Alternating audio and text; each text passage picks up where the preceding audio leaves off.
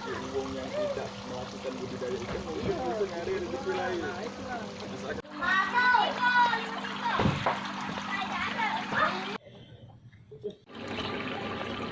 Sipan barang main ini. Sudah juga kita kena telaten. Iya, benar. Kena dirawat betul-betulnya.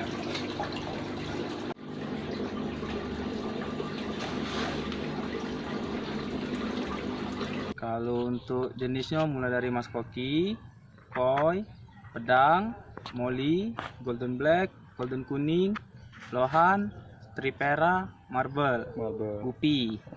Kurang lebih itulah. Yang paling laku apa kak? Kalau waktu ini iwak campur-campur, iyalah isinya golden kuning, golden black, pedang sama moli.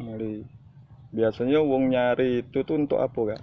Kalau biasanya mau datang sini untuk jual lagi. Jual lagi. Biasa-biasanya sih untuk jual di SD, jual di pasar. Itu lagi musim banjir kak.